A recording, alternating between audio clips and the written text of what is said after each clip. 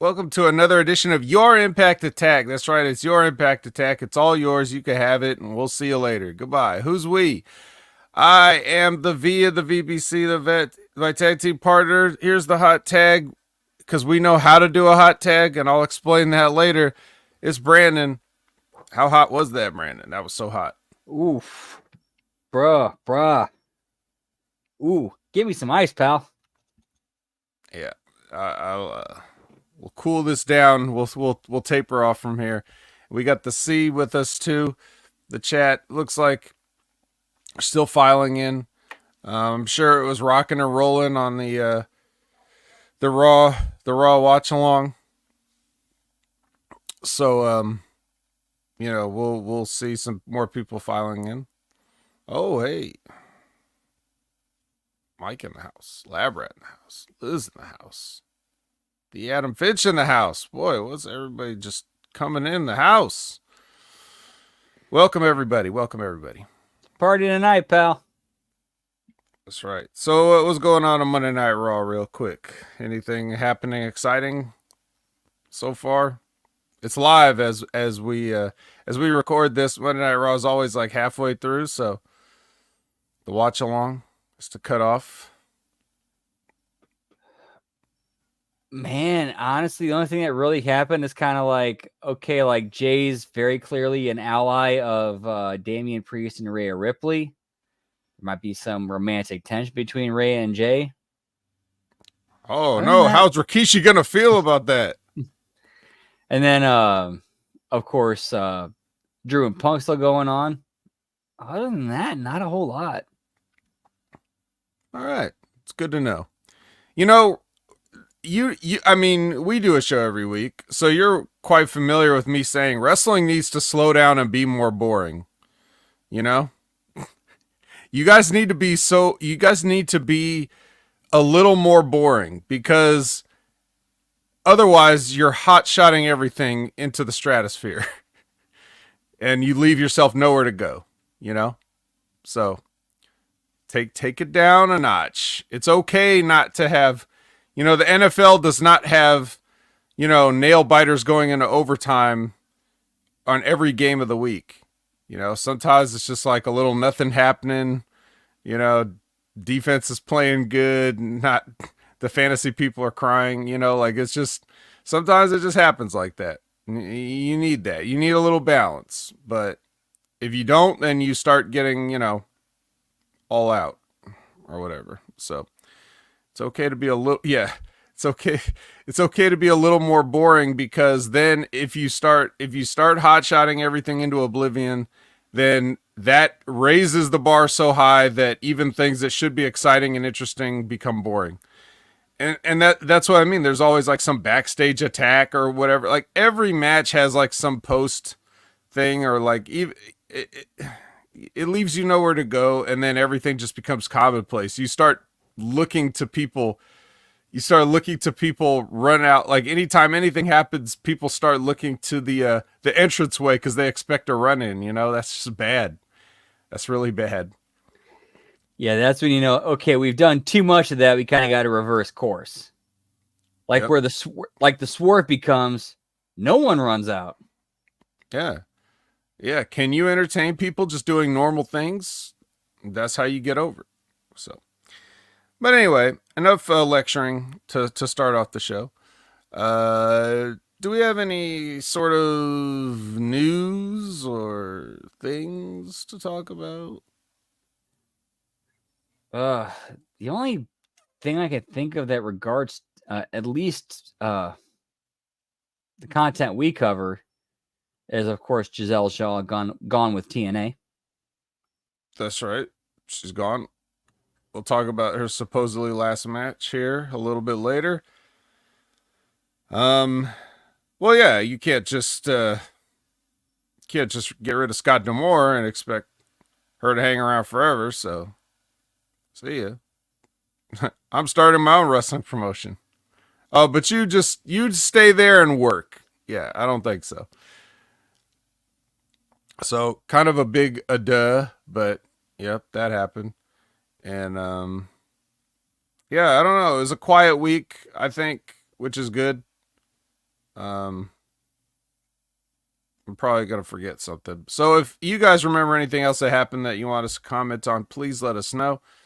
But I don't have anything. Yeah, I kind of think it might be a little bit quiet until that Vince McMahon documentary drops. Because I'm sure there's going to be a lot to pull from that. Oh yes, well,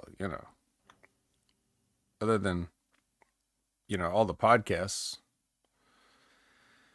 Let's see. Mike Roach said, I read a Stooge report where WWE wants to merge TNA and NXT proper as WWE views them as very similar in the way they produce television.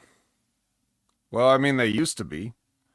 I mean, maybe they're referencing just the day-to-day production, except that NXT doesn't have nearly as many technical issues, and they're also live every week and not taped. And the only thing that's similar about the two shows that I could see is the amount of lights they have in the background. Yeah, they're not in the back either. Turn off the lights, hashtag. Yeah. Yeah, let's turn off. Geez. Well, I made a comment on last week's NXT Next Level Wrestling review when Obafemi was walking. I was like, do the green lights just show up everywhere he walks in the building? Like, does he have like a green spotlight following him at all times, or is it just the magic of Obafemi that causes everything to appear green? Or maybe the TNA connection goes back further than we thought. Like where we thought the lights vanished. Like, oh, the lights have vanished from TNA. Where'd they go? They went to NXT. That's right. But now they're back in both. So I don't know. They're sharing. But other than that, yeah, that's the biggest. And that's the thing that needs to go if we're going to get rid of anything. But, yeah, I don't know about that, but I don't know. Like, no, it's like because WWE gets to have their cake and eat it too at TNA. Like they get to cherry pick people and bring them in, and give them a payoff or whatever. And if they like somebody enough, it's like an extended tryout. And then whenever their contract's up, they can make an offer or something, and they could give people to NXT as you can, like Triple H said when he was asked about it, he's saying TNA could give them more reps than we can give them. So why not give them the experience? And he's right. And I've been preaching that for years. Just not necessarily that, just like, oh, just you guys. But I've been saying WWE is so big and they have so many people that they don't have they don't even use. It's like not every one of them needs to be locked into a long-term contract. Let people be independent contractors, and if you don't have anything for somebody right now, let them go work somebody else. And they're doing that. They're sending people over to Noah. They're sending people over to TNA. They're have working relationships. With what's going on with JBL, I think he's kind of a scout or some kind of liaison between some of the other promotions they might want to start doing deals with. I mean, you could do that too. Like, I could definitely see a WWE AAA partnership, if anything, out of spite to CMLL and AEW over how that went down. Oh, of course. Well, what does Conan always say? What goes around comes around, part 2 and part 3. So he's saying it without saying it, that we're going to see some stuff. But yeah, they probably are. And there's nothing wrong with that. It keeps things fresh and exciting and it takes a slight burden off the creative team, because one of the easiest things to do in wrestling is to just bring in a surprise and then make them feel like something. And then you could do a short little program with them or just a one-off. Well, and to be fair, I feel like they're doing like some pretty decent cross-promotional storylines that don't really have to do with the promotions. They're actual stories that just cross both promotions. The Rascals, Jordan Grace and Wendy Chu and Jordan and Rosemary. Yep. It just shows you that it can be done, and the only reason it wasn't being done all this time is out of spite and ridiculousness. So, to tie that back into, as far as you saying everything, once the Vince McMahon documentary comes out, like that will be like, hopefully the one of the final nails in the coffin, the proverbial coffin at least. Um, Maybe the real coffin. We'll see. We'll You see how can't the keep me reaction is down, to it. pal.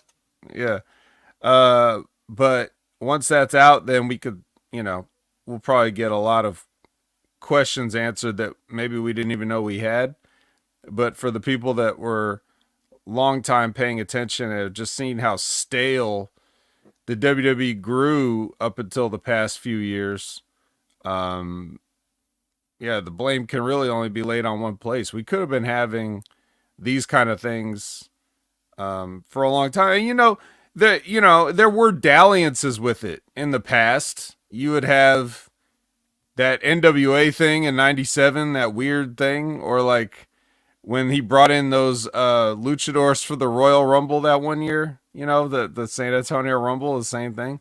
Yep, and So it was like, they were trying to do it, trying to mimic the cruiserweight division. It's like, nah, you're not beating that. Don't try.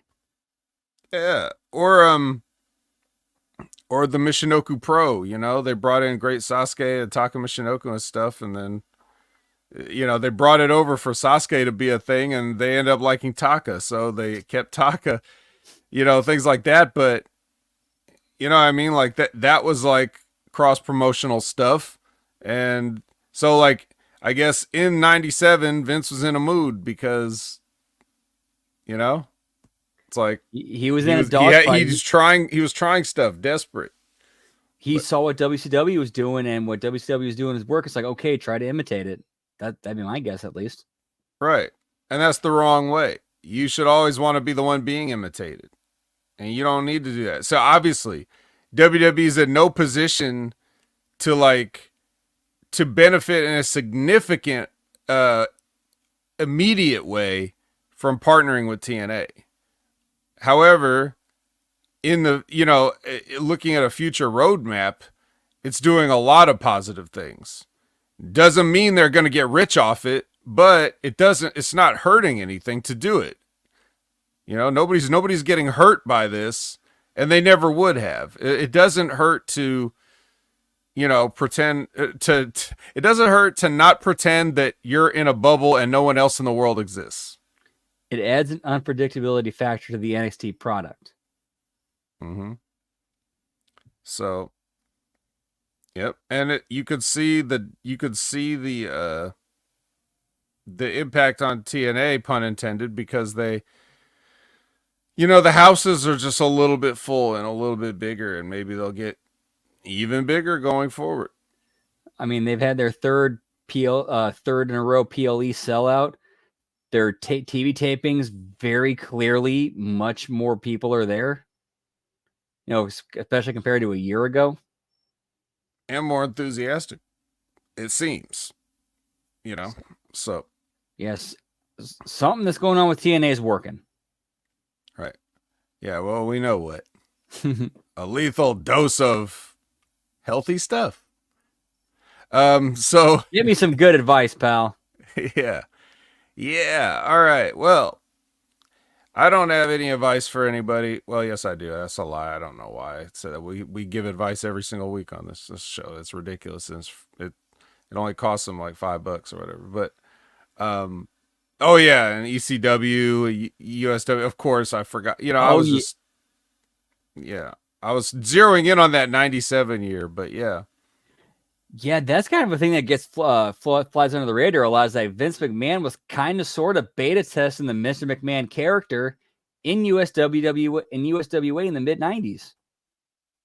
Yeah. Yeah, but now we're getting something that's not as self-serving in a way, which is good. We need to get it back to where You know, like I've put it out there. I'm like WWE should just be a territory like everybody else. Maybe they're the biggest territory with the most money and the most success and the most worldwide recognition, but a territory nonetheless that people can, even if they can't sign a deal there, they could pass through there, work there, get some experience there, you know, get some exposure there, and then move on. And WWE's being better about, like, they're not perfect yet. I'm not going to go off into a whole other tangent, but they're getting better about just letting people be who they are.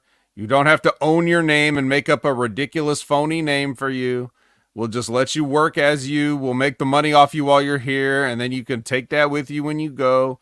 We're renting you basically, whatever it's so or leasing, and then we don't have to, yeah, so that you keep your recognition, and then we feel like the benefit to WWE is it's like you get to claim that you signed somebody from somewhere else, you know? So so that's good that they're doing that too. Yeah, like Samoa Joe, how many, like every place he's been at, ROH, TNA, WWE, AEW, all of Samoa Joe. That's right. Gotta have that. Not Joey Samoa, you know? Samoa Joe. Um so this week's question from Chris Winland comes to us on social media. He wants to know about our favorite cage matches. I can only assume this was prompted just out of nowhere. Like there's couldn't have been any cage match recently that caused anybody to think about cage matches. I'm sure he was thinking about the Cody Rhodes and Solo Sikoa cage match from the premiere of SmackDown USA, obviously. And no other cage matches. But he just wanted to basically hear about our thoughts on favorite cage matches and cage matches in general, I guess, as a gimmick match. So, you know, it's kind of a free-form thing. Do you have any particular favorite cage matches, or, you know, do you remember maybe the first cage match that you saw when you realized there could be a cage in wrestling? Oof. And you in the chat play along too. Like if you got any cage match memories or whatever, be sure to put those in there as well. We want to hear that. Give us some ideas, refresh our memories. The very first cage match that I can actually remember what I saw was it was the night after Backlash 2000. The Rock versus Shane McMahon. Mm-hmm. All kinds of shenanigans and interference going on. Kind of the opposite of the gimmick, huh? Right. But at the same time, I kind of like had enough of knowledge to be like, okay, they're kind of, it's done in a way where it's like, okay, they're getting around the cage. But I also noticed too, oh, wait a minute, there's also a door on the cage you can just, anybody can go in and go out of. Why isn't that door locked? And that ended up being like a running thing with me. Anytime I saw a cage match and they had the door in the cage, okay, the idea is to keep people in and keep people out. Why are you not putting a fucking lock on the door? Well, and if the idea is, okay, if you can win by escaping the cage, how shitty and stupid and cheap is it to walk out the fucking door instead of climbing out, trying to escape, you know, guy trying to kill you?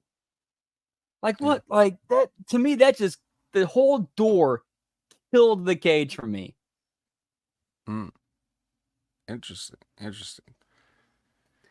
In fact, I even remember when JBL beat Eddie Guerrero for the World Heavyweight title, and then he exercised his rematch in a steel cage.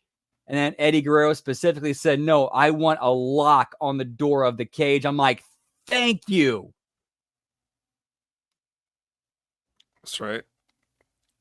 Yeah, it's interesting. Well, there's layers and levels of psychology to a cage match depending on the circumstances and the cage. So it really does open up a lot of possibilities. But I don't know if they're always taken advantage of to the fullest. But I guess you could say that about a lot of things in wrestling, right? Like we had things that came from a place of innovation a long time ago, and then by the time we're seeing it, it's so far removed from that, we forget what the original intent was. a lot of the time.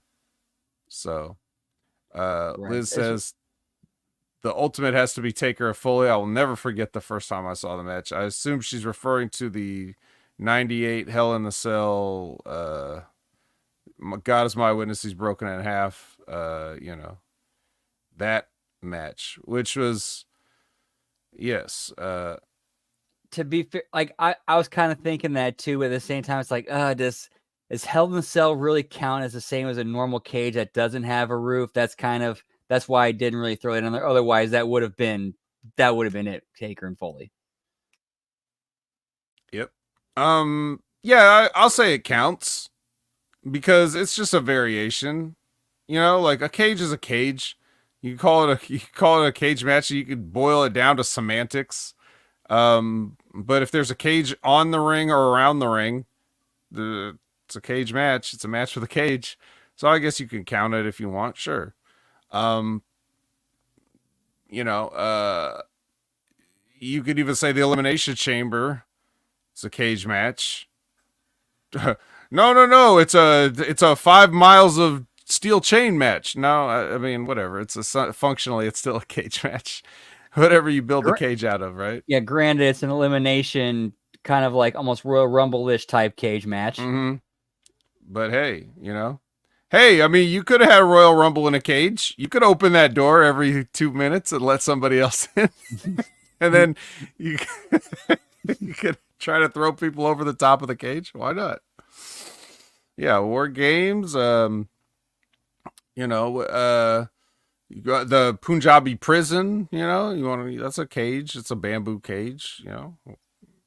Basically the same thing. Any of those type of things. Does half a cage count? Labrat says. Sure, half a cage.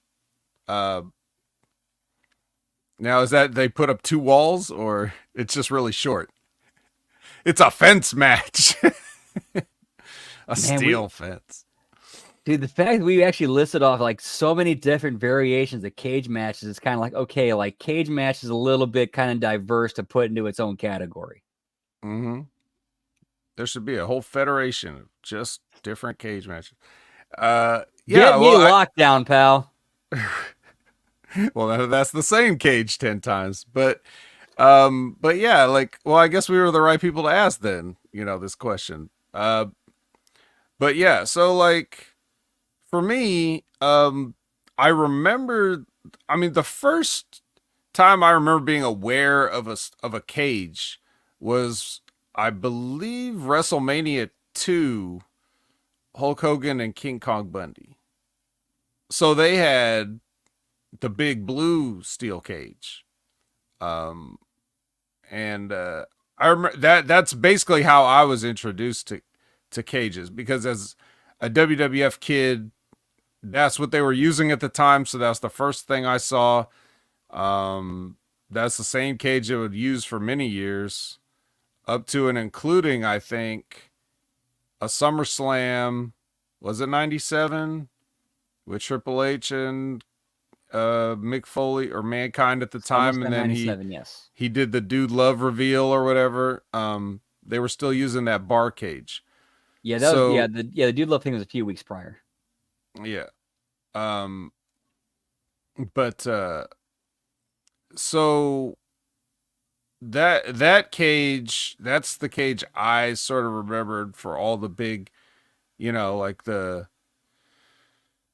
what do you call it? Hulk Hogan had a match against Big Boss Man in a cage, and like Zeus was waiting for him on the stairs, type thing, before he got in there. Brett Owen, I was gonna say, from a SummerSlam. I remember New Age Outlaws joined DX, and they're in their Raw after WrestleMania 14.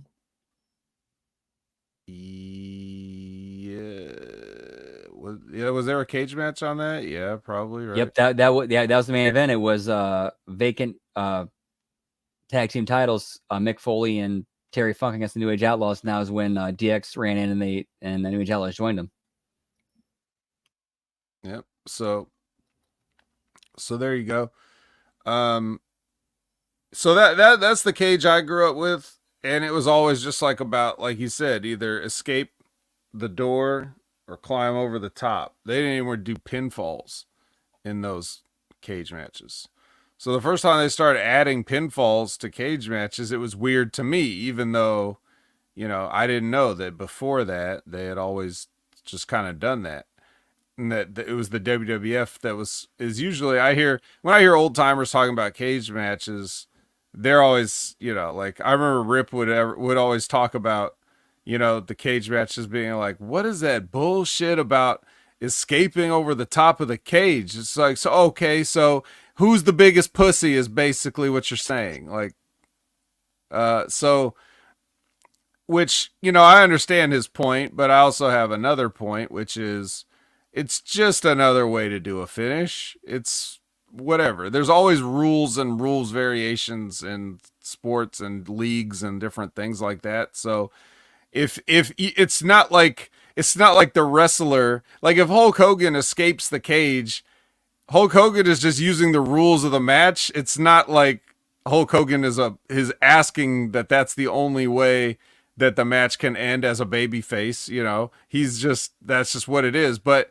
if you notice in those matches, then the psychology would be like the heel is always trying to escape through the door because they're the ones that are just trying to survive the match by any means necessary and just escape by the skin of their teeth, take the easiest path of least resistance, do all that stuff. And then it's like the baby face, there's those times where of course you even seen them do it as a spot where they like look like they're going to walk out the cage and then they close the door and then they climb over the top because not because you're the biggest pussy, but because you beat their ass so bad that they're incapacitated and they can't stop you. So it's almost like you're rubbing it in, you know? Um, so, so yeah, I think as long as you use your match psychology, to incorporate the rules, um, pretty much anything can work if you do it. Yeah, like the way you laid out the door, door psychology like that.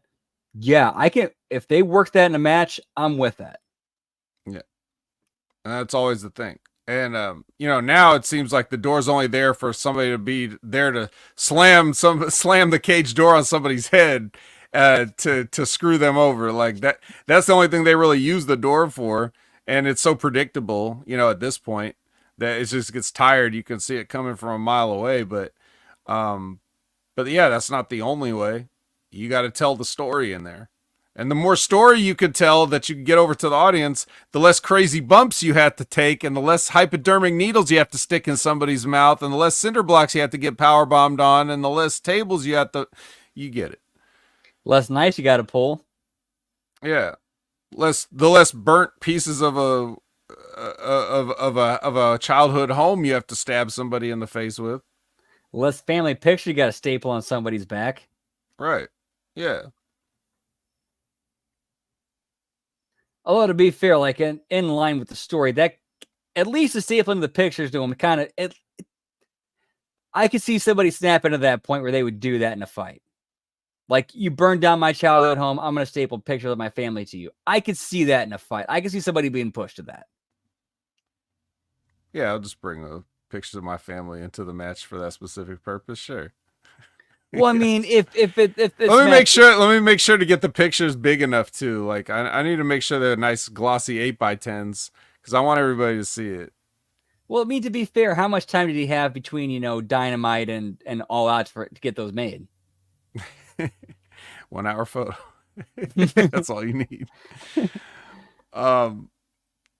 Yeah. So,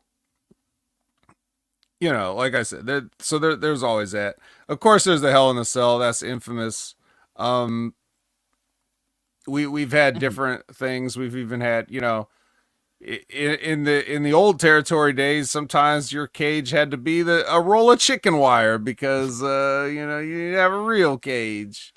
But in my opinion, I thought that made it look more gritty and dangerous. It kind of can, but that's the thing. You just have to get it over. That's the whole thing. And as far as like my thoughts on cage matches, like a lot of times when I see a cage match coming up, I sort of am just like already bored because number one, the people, to my point, are not making the most out of the gimmick and telling the story as well as they can with the gimmick. And two, the cage match, largely because of Mick Foley. I mean, as all the great things Mick Foley did, but one of the bad things is, and Cornette talks about this all the time, where it's like people saw Mick Foley doing crazy things, didn't really have all the different talents that he did, and just tried to replicate the horrible bumps that he took because that's all they could do. Yeah, I could fall off something. Yeah, I'm athletic enough to fall off something. So I'll be a deathmatch wrestler or I'll be a, So, um, largely because of things that he did, we get a lot of stuff. Would we have an all out cage match if it wasn't for Mick Foley? Would we have taken much longer to get to that point without his antics and shenanigans? So, but mainly, the bar gets raised so high for crazy things or Shane McMahon jumping off stuff and whatever. Um, that when you just see a normal cage match and then people don't even bleed in it sometimes, then you're just like, well, okay. It's usually, to me, it limits people's matches because they're not creative enough or good workers enough to get the people behind a cage match. So they just default into, well, I guess I'll just take a running start and throw you into the cage because that's a spot we do. And it gets kind of boring after a while. Well, and to be fair to Mick and Undertaker, one of the two major spots in that match was not supposed to happen. It was a complete accident. Yeah. Well, we don't need to be fair to them because we're not saying anything bad about them. We're just saying that particular instance spawned a legion of people being inspired in the wrong way. The only reason it even went like that in the first place is because the Undertaker had a broken foot and Mick Foley didn't know what he could do, and there was no story to their match at that point because that feud had been sort of over for a long time and it was just throwing it together out of nowhere. And Mick was afraid the match was going to suck, so he wanted to do something exciting like start on top of the cage. If those guys had both been healthy and in a good like program at the time, maybe that would have just been another boring cage match that night. We never would have had that moment. So and you also had the story too of I think it was Russo who talked about how he talked to Mick backstage and he's like, Mick, what are you thinking? He's like, was it better than Shawn? Right. Yeah, at that point, Mick Foley was still in that, he's always has something to prove in the WWF because Vince didn't want to hire him, and the Jim Ross story of like really pushing for him, and Vince finally saying, all right, but it's, you're going to find out what it's like to have your heart broken or whatever he said that Jim Ross said he said. So Mick always had the pressure to prove himself amongst all these other guys that look like Steve Austin and The Rock and Triple H and, whatever. And then here's a fat guy in sweatpants. So I get it. But they don't need to be defended. I'm just saying that, sometimes things have unintended consequences that you could not have foreseen because you think Mick Foley that night spent 1 second worrying about all the people that were going to try to emulate that type of stuff for the next 30 years? No, he wasn't thinking about that. He was thinking about what was in front of him, which I always encourage people to think about the future, but sometimes you just can't see that far in the future, so I don't blame you. But anyway. So yeah, I mean, we could talk about cage matches for the entire duration of the Impact Attack. You talk about cagematch.net. Yeah, cage match. So yeah. So let's go to anybody else said. Let's see. We had Raven's Funhouse or something to do with Raven had half a cage. Labrat said electric chair cage match. Liz said the infamous Fiend Rollins Hell in a Cell where the match got called. Right, that's the one I was at. I was in the building for that. The people were so mad at that.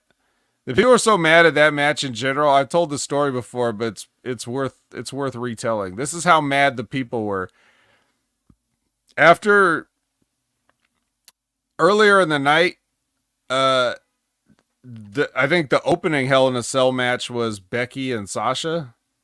So Becky had the pyro thing where like the steam, it shoots the steam up, and so like Yeah, after the show, yeah, that was the one where what was it? Sasha came out running on the back of a car.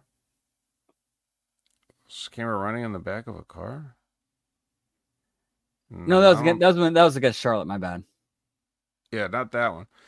No, it was Hell in a Cell match. Becky and Sasha, they just had a normal cage match. It was a good match. I was proud of them, like for how far they'd come at that time. Even though, I don't know. That's just the feeling I got. It was a weird, prideful feeling, almost like a proud uncle or something watching his nieces. Like, wow, you guys are doing great. And then later on, so like after the match was over, the show's over, everybody's, all the stage hands are cleaning up and, everything's getting torn down and people are filing out of the building. And there was still some steam left in one of the little, gimmicks or whatever. So like the production guys blew off the rest of the steam and everybody that was leaving turned to look like, cause they heard the big psh noise, and then they just started booing it. They just started booing the steam. We all like everybody was like just mumbling like it's just stupid Seth Rollins, stupid Fiend, stupid, and then psh, and everybody's like, huh? Boo! It was so funny. Like it was the funniest thing. They booed the steam. That's how mad they were. Fun little story there. But yeah, that match sucked. Gail Wolfer said not necessarily a favorite, but I remember Punk versus Jeff Hardy in a loser leaves WWE cage match. Punk got serious heat that night. Funny enough, when Jeff returned to TNA, it was during a cage match. And then Labrat was asking in TNA, what was that cage match that had a hole at the top to escape called? I don't remember, but I remember the cage. I think it's called the Asylum match. The Asylum? Yeah. Okay. Yeah, I kind of remember that. Yeah, because like on that big live show, they like on January 4th, and Hulk Hogan and the Eric Bischoff first came to TNA. They open it with that match, and Homicide's supposed to go over, and he can't get through the top of the cage to win. Like he keeps falling. Yeah, so there was that, and let's see. Yeah, that's pretty much it. So I don't know. Any other final thoughts on that kind of stuff? Anybody in the chat? Closing word on cage matches. Protect the gimmick. Okay. Work the gimmick. Fair enough. So yeah. There you have it. Let's see. Oh yeah, and then what is this? The electrified cage match. What was the one with Abdullah the Butcher?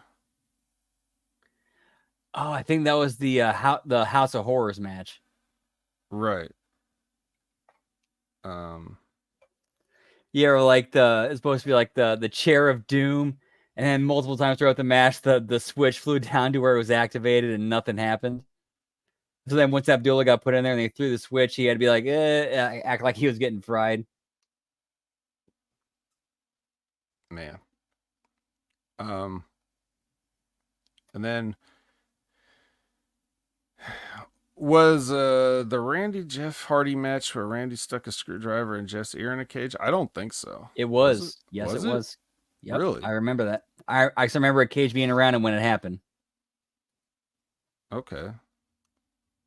I don't know why I thought it was just a regular, like a hardcore or no rules match or something. But um, yeah, yeah, I don't know. There's been a bunch of weird gimmicks too, like the what was it three uh the triple cage, the Canyon took a bump off of from the Ready to Rumble movie. And we even saw the triple cage way before Ready to Rumble because remember the uncensored 96? Was that the one where Hulk Hogan wrestled every ridiculous heel?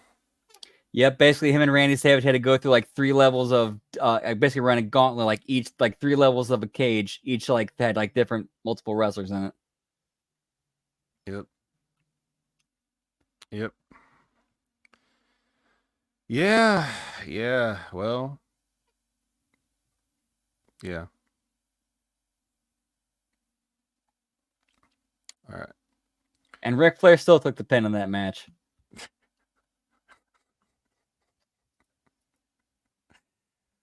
Oh man, that's funny. They got guys that weren't even wrestlers in that match. They were just big.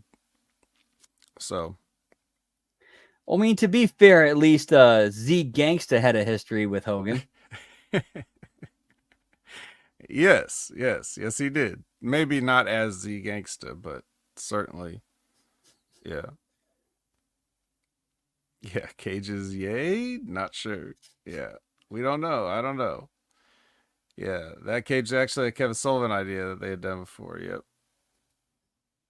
I could understand that. Like trying to come up. Yeah, it's you're trying to come up with something different. Um, but it doesn't always work out. Not it doesn't always work out favorably. Let's say, or it's memorable, I suppose. But And just because something doesn't work out the first time doesn't mean abandon it. That just might mean okay, back to the drawing board and tune it up. right. Although I can imagine that the because it's so it kind of looks funny. Like if you really think about it, I know you think in your mind of like uh still better than Kennel from Hell. That's another one. That's the original. Didn't they do something that was like that recently with a cage over a cage? I can't remember, but it didn't have dogs in it that time. Whenever they did it, but yeah, that's another variation. Let's put the cell over a regular cage. Um, but that's the thing. Like when you look at the triple cage, it's like, come on, this kind of looks like a wedding cake, doesn't it? I know you're trying to come up with something cool and sinister, but uh, yeah. So yeah, Punjabi prison that had like that was like that too. But I was thinking of like a cage, but it doesn't matter. I think we've given enough time to cage matches. In conclusion, I don't know. I don't have a conclusion. So let's do a That sell on a one, moving 18 wheeler. and that happened too. Yeah, that was oh Just man. Dustin Rhodes and Blacktop Bully. Also from a WCW Uncensored. Yeah, but that was a year before though. Yeah, it's different. It's different. So yeah, I don't know, man. Lions Den match. Yeah, there was like That a that was one that had potential that they kind of dropped off once Ken Shamrock left the company. right. That was like a that was where the cage was shaped like you want to put an ice cream on top of it or a snow cone. And then you had later on they brought back like the fight pit match, which is kind of like that, except not a cone shape. It was like it's just like a cage with a railing around the top, kind of like it's kind of odd. Yeah, The the dungeon dungeon match. match. Yeah, I guess that. I mean, it's technically not a cage, but whatever. There was so many things. I said we could do a whole show on it, and we almost have. We still got to talk about a TV show, a pay-per-view, and with a punch-up. So might as well get to that. Let's just go right into it. No transition. Ketchup. Ketchup is a transition, which could be, maybe you could transition. Like some people think that cage matches should have blood, but you know what else is red like blood? Ketchup. There it is. That's what people have always thought the blood is anyway, that don't pay attention. Yeah. Ketchup packet. So yeah, that's where we got it in the first place. So we're gonna start out with Burt Macklin versus Hammerstone. Um, yeah. So the finish of this match was a schoolboy. That tag 'em, bag 'em, and roll 'em up, roll 'em up for all, pal. It was, at least it was a good schoolboy where he folded Hammerstone over, which is how every schoolboy should look. But oh Oh shit! Daddy got arrested. yeah, Guillaume Wolfers with the hot news tip coming in. All right, you're hearing it live here at 10:17 p.m. Eastern. So And I fully expect one of the locker rooms to follow up on that. that's right. Sure they will. Yeah, I'm sure you've got plenty of things that you could arrest him over. But anyway, somebody who came up with this should be arrested because a schoolboy on Hammerstone. And but Hammerstone actually, even when you lose, there is a counter for the schoolboy. Okay? Even if you lose to it, even if you get pinned by the schoolboy, there's a counter. There's always a counter. Okay? And that counter is the heat back. It's the most deadly move, and everybody's using it these days in professional wrestling. It's the heat back. Yeah, or how about you do something where it looks like Macklin's going to win, Hammerstone does something dirty, Eric Young runs out to, or you have Jake something to do something to fuck over Macklin, Eric Young comes out to even the odds, and then Macklin goes over. Yeah, how about it? Nah, let's just do it. Let's let him catch a quick one on you, and then don't worry, you get to beat him up afterwards. Which, like I say, the all right, do we want to talk about TNA or not? I guess we don't fucking care. You know what? We could just end the show right now. We could talk about cage matches and Diddy. How about that? How about that? Anything else? All right. Impact, pal. Yeah. Like we said, tune into the locker room. We'll turn in the Friday locker room. You'll hear Ben cut a promo on it for like half an hour. But anyway, yeah. So like you said, Eric Young doesn't come out till he has to make the save for the guy beating the ass of the guy who he had the whole match to beat his ass and didn't do it until after he already got pinned. So another great booking decision. And this is happening in all of the companies. Somebody loses, whether it's with a technical pin or whether they just eat somebody's finish, and then someone else will come out, or they will just get back up and start beating up the person that just beat them.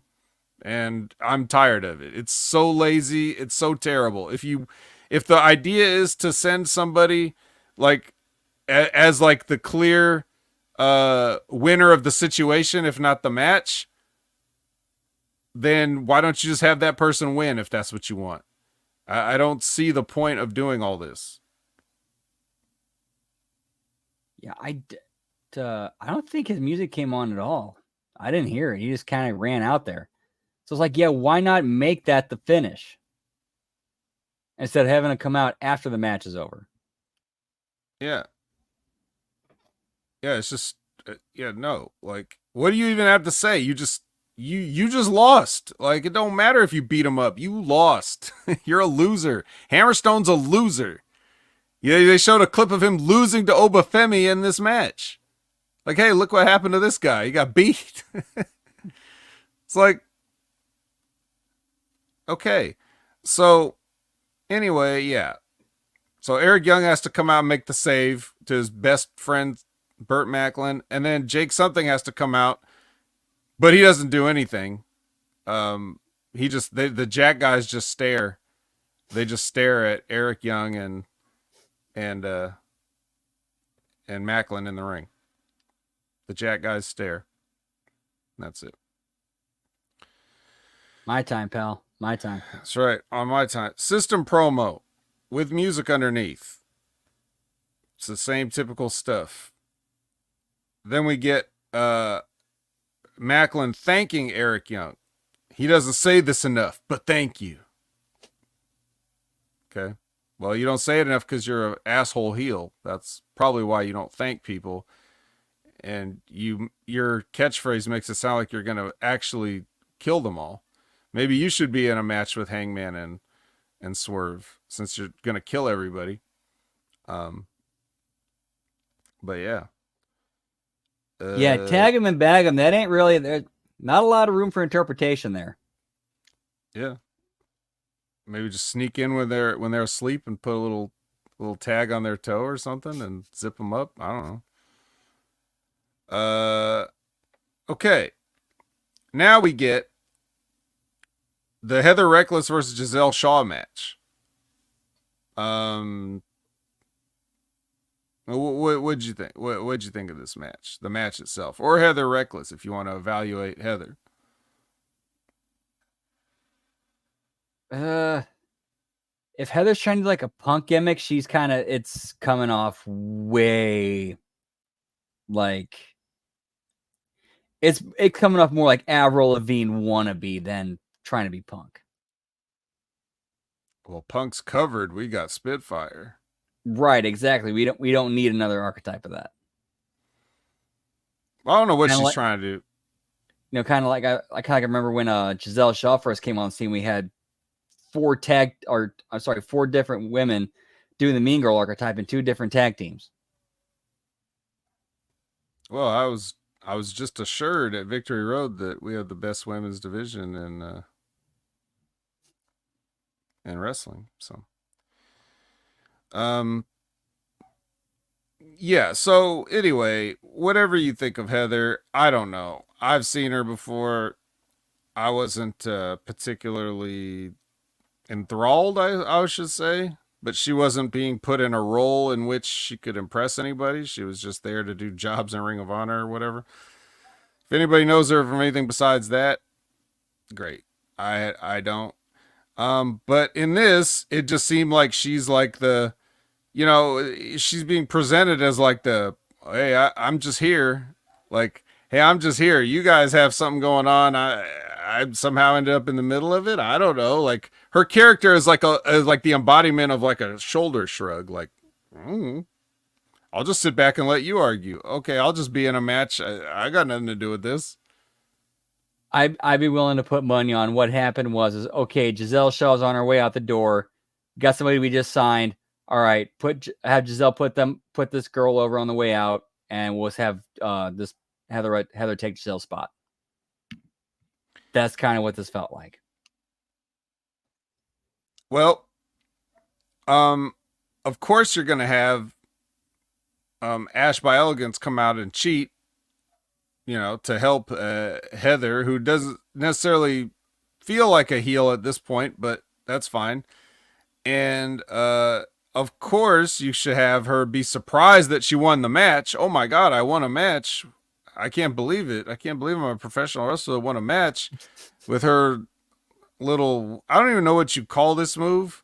It's a Spanish fly, but instead of standing on the top and doing it, they're sitting on the top turnbuckle, and she does like the thing where she sits down, like she takes the ass bump on the top rope and flips over. Yeah, I don't foresee that going wrong in the future at all. I'm sure she'll nail that perfectly on everyone every time, and she definitely won't land on her head at some point. But yeah, I don't know.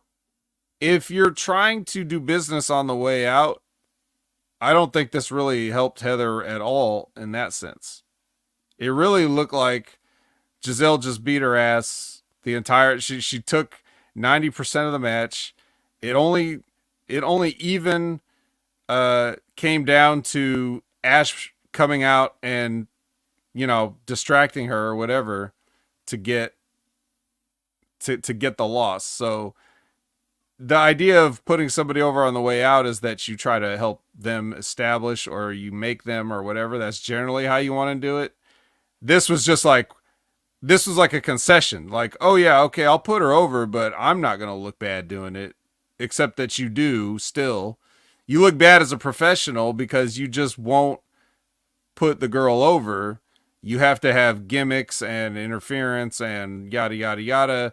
And there's extenuating circumstances so that you look strong. Um, that's not really, it's not really it. But Good, fair point.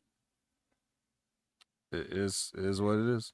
And also too, like how what was the time between like when this match was actually taped to when Giselle requested the release?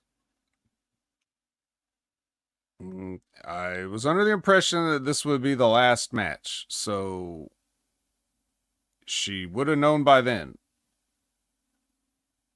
And if we don't see her again, then we'll have to just accept that as the case. I don't think we will. I mean, if because the release is already gone through. Giselle's no longer with TNA. So this was it. This was her putting somebody over on the way out. Yeah. Well, here's somebody coming in, and that's another vignette for the former Xia Li. We'll see how they say her name now. We'll see if they pronounce it correctly. There's already a Xia in this company, though. How's this gonna work? All right. Matt and Steph. Either she's gonna be the mystery partner with no funny business, or she's getting deported. Because I'm sure Matt Cardona has the power to do that. Of course, as we see at the pay-per-view, there actually is something else little going on. Yes. But then again, jumping ahead, that doesn't really play into this at all, does it? True. Like, did what happened to Steph happen between these tapings and the pay-per-view? Right. Well, anyway, PCO comes out and chokeslams Matt. Yeah, let me just wander down here and chokeslam you. This whole thing was ridiculous. Not only did it not make any sense at the time, it doesn't make sense with what ended up happening, and it sucked just to watch because it was just the most low energy thing I've ever seen. Yeah, it's kind of like, shit, okay, let's just get through this and then figure out where we're going from here. Yeah. Gia sits with Spitfire. Have a nice little sit down. It's not like a prepared sit down. They're shooting it like these two are having a conversation on a couch, and then Gia wanders in and just sits down between them and is like, "Hey guys, it's me, reporter Gia Miller here. Are you guys sure you want to do this thing about breaking up if you don't win?" It's not quite the same kind of sit down that she usually has or that Tom has, where it looks like a prepared thing. It's like casual ladies chat. They could have set this up so much better by being like, Gia's like, she has a camera person with her, and she's like, "Oh, hey, there's Spitfire sitting there, having a conversation. Let's go see what they're talking about." Yeah. Okay. Well, anyway, they're just like, well, we have to. Liz says the horde chick does not love the Bride of Frankenstein thing. Yeah, that's right. If Liz doesn't like it, pal. Yeah, if Liz doesn't like it, it ain't working. All right. Next is Coach versus ABC in a tornado tag match. I'm not gonna lie, I wasn't really paying that much attention to it. I know that Francis got folded, but other than that, couldn't tell you. But the reason for this, I think, was, I don't remember the reason. Why is this a tornado tag match? The only thing I think was to make ABC look good, going and knowing what happened to them at the pay-per-view. Oh no, I remember what it was. It was because uh they said that if Francis had just um if he had been the legal man, they would have won the match. But whatever the last match they had was. But he wasn't the legal man, so he had to try to tag himself in, and then that's yada yada yada. So that's why. So we did a tornado tag, so we get rid of the tag, so there's no excuse. Now you have no excuse for being a loser. All right, that's fine. No, I'm gonna take if that was their logic, it's just like, Okay, yeah. Well, I mean, it must have been. Speaking of logic, Jonathan Gresham. Hey, I remember you. You have vignettes. Here's another one. This vignette is just so they can explicitly spell out using words everything that's happening with Jonathan Gresham. Like you didn't, you were doing the show don't tell, like Ben Hameen always talks about, but then you don't do even the show part of it. You just have Jonathan Gresham randomly come back normal and not doing his dark octopus. But now you're bringing back the dark octopus with a narration, voiceover to explain that something about a Babylonian king and some like how people struggle against their person. Like it's basically you're spelling out the gimmick because we're not getting it apparently. We're so stupid that we need this explained to us. Like, oh, this is what's happening. Jonathan Gresham's having an identity crisis. No fucking shit. What the hell else would you call it? Like, you can develop a character and leave some stuff mysterious for a while, and as the character develops, that's when you start answering those questions. Yeah. This wasn't even like a real vignette. This was just like a clip show of all the vignettes that they'd done before. Like they cut this, so it's come to this, a Gresham clip show. So Dark Gresham behind the wrestling. Yeah. That's it. All right. Joe Hendry calls out Josh Alexander, who has a balcony view for the Josh Alexander story, which is another funny video by Joe Hendry. Yeah, I mean, I guess it's the same kind of thing every time, so you kind of know what to expect, even if you didn't see this. And they got the it was weird the way they were doing this back and forth. Josh is up on the balcony. He's doing good on his part. Joe Hendry's kind of just doing the same stuff he always does. And a matter of fact, it seems like he's not listening to Josh Alexander and responding. It seems like he had pre-made stuff to say because there was, I don't know how to explain it. I don't care. But there was just something that Josh said that Joe Hendry could have reacted to, but he took a really clumsy way around to like tie it back in, which just made me think like you just had your prepared thing in your head, and if Josh went slightly off script or whatever, you weren't going to change what you said. If you're going to be a megastar that people believe in, you better be able to adjust on the fly. That's a huge skill you have to have. You got to be able to adjust on the fly. Yeah. Meanwhile, Josh Alexander's killing it, and we've definitely not been kind to Josh Alexander on this show as far as like him being an interesting or a character or whatever. So, but take it from us. I've loved his new character ever since he turned heel. Like, he's just like this. I'm gonna say what I gotta say. I don't give a fuck. Take it or leave it. Yep. So yeah. But anyway, Joe got the crowd to chant "Walking Wiener" because of some guy's sign. So that's funny. Let's see. The Gray sisters have a discussion about who is welcome and who is in the building. So there you go. Get me Team Grace, pal. That's right. Get me Santana. He's going to do a promo. The camera was so close up on him, I couldn't tell if he was sitting in the chair the right way or backwards. That's the only thing I need to know about a Santana promo. Is he sitting on the chair backwards? But he's definitely promising animal cruelty to Moose. So let's inform PETA about this guy as soon as possible. And of course, get the local Humane Society people involved as well. That's right. All right. Ash by Elegance gets the big intro with the concierge burying the crowd. Even though we already saw her tonight. So I don't know if that's better or worse. And then here's the other Zaya. And in this match, Heather comes to return the favor for Ash helping. So she screws over Zaya and Ash gets the win.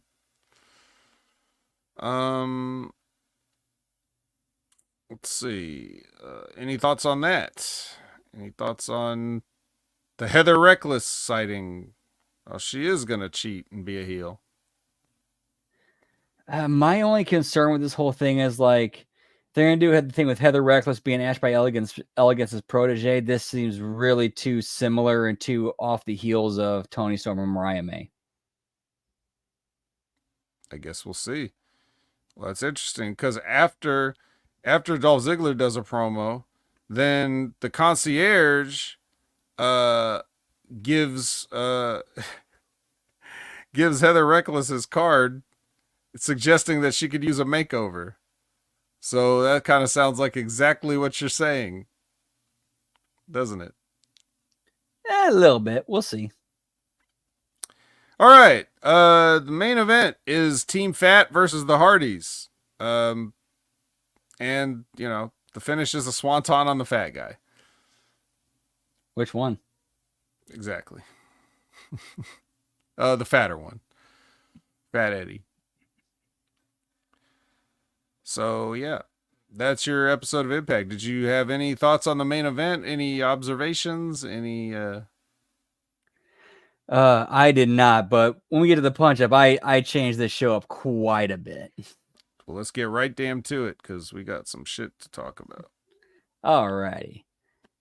So let's see. Hold on, let me get my. There we go. Alrighty. So we go with our replay catch-up packet. Delicious. And we go to the intro pyro and ballyhoo before we cut to the announce table, run down the card for tonight, talk about recent events, give their thoughts. And then we open the show with an in-ring of Joe Hendry, Josh Alexander, and Frankie Kazarian. Joe Hendry music and entrance. He cuts the same promo he cut on the show. Josh Alexander music and entrance. He cuts the same promo as on the show up until a cutoff point, and we still have the walking wiener guy out in the crowd because, well, we still got to have that. We got to fix that in there somewhere. Mm-hmm. And then Frankie Kazarian music and entrance. Kazarian promo about how it's wrong that he's the king of TNA and doesn't have a match at Victory Road or tonight. Santino music and entrance. Santino books Frankie Kazarian and Josh Alexander versus Joe Hendry and a partner of his choosing in the main event. Kazarian and Alexander rush the ring to attack Hendry, and then Mike Santana out for the save, becoming Hendry's partner. And then we go to our first commercial break. We come back to Santino's office. Santino, Hendry, and Santana. We're missing Santino almost. Then we got Santino making the match official. We go to our first match, Steve Macklin versus Alexander Hammerstone. Alexander Hammerstone music and entrance. Steve Macklin music and entrance. Condensed version of match on the show. And then same post-match with Eric Young and Jake Something. We go to a pre-tape with the System. That's the same as on the show. We go backstage with Eric Young and Steve Macklin. Same promos on the show. Match number 2, Giselle Shaw versus Heather Reckless. Giselle Shaw music and entrance. Heather Reckless music and entrance. Condensed version of the match on the show. We go backstage to the locker room with Joe Hendry and Mike Santana. They talk strategy before the lights go out. Santana asks what's going on before Matt Hardy can be heard laughing. We go to our second commercial break. We come back with a Zaya Cho vignette. Same one we got on the show. We go to the in-ring. Matt Cardona, Steph DeLander, PCO. Matt Cardona music and entrance with Steph DeLander. Condensed version of what was on the show with PCO coming out later on. Pre-tape, Spitfire, same as on the show. NXT recap, Jordan Grace and Wendy Chu, same as on the show. Backstage, Jordan Grace and Ariana Grace, same as on the show. And we have a new match added to the show. Match number 3, Crazy Steve versus Kushida. Crazy Steve, music and entrance. Kushida, music and entrance. Crazy Steve attempts to cheat, and Jonathan Gresham runs out to stop him. Gresham's attempt backfires, and Steve gets the win, and Gresham begins showing signs of nausea. We go to the vignette of our new vignette, a new edition of Rosemary and Wendy Chu. And of course, in their own way, they lay out their plan to capture all of the women's gold across TNA and NXT. We go backstage to the System's locker room. The rest of the System hype Myers and Edwards for their match against the Hardys. Myers, Edwards, and Alicia leave the locker room and close the door behind them. But then we see Mike Santana use a forklift to block the locker room door. And then we go to our third commercial break. We come back with a replay of the System and Mike Santana of what just happened. Backstage shots of the System's locker room door and Myers, Edwards, and Alicia heading to Gorilla. JDC and Moose are heard banging on the door, calling out for it to be opened. The shot cuts to Myers, Edwards, and Alicia as they head to Gorilla position. The opening of the System's intro begins. Match number 4, Brian Myers and Eddie Edwards versus the Hardys. Myers and Edwards, music and entrance. And this whole segment kind of bleeds into the next one, into the match. Hardys, music and entrance, condensed version of match on the show. Myers, Edwards, Alicia wonder where Moose and JDC are. The screen cuts to a shot of the forklift blocking the locker room door, and Myers, Edwards, and Alicia run to the back. We go to the vignette of Jonathan Gresham, same one we saw on the show.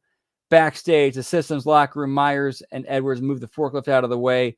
Moose wants to take out Hendry, Santana, and the Hardys, and the System begin looking for them. We go to our fourth commercial break. Come back with match number 5, TNA World Tag Team Championship, ABC versus First Class. ABC music and entrance. ABC promo about Myers and Edwards as distractions tonight and mention the title match at Victory Road. First Class music and entrance. First Class promo about how they'll beat ABC tonight and defend the titles against Myers and Edwards at Victory Road. Condensed version of the match on the show with ABC over. We go backstage with the System. They continue to look for Hendry, Santana, and the Hardys. System decide to split up. Myers and Edwards go together while Moose and JDC go together, and Myers and Edwards get lured into a room and jumped by the Hardys. Backstage, Kazarian, Josh Alexander, and Gia. Gia asks Kazarian for their thoughts on tonight's main event and what's happened so far tonight with Hendry and Santana helping the Hardys against the System. Kazarian and Alexander answer how they would and remind Hendry and Santana not to forget about them. Match number 6, Xia Brookside versus Ash by Elegance. Xia Brookside, music and entrance. Ash by Elegance, music and entrance with the Concierge. Condensed version of match on the show.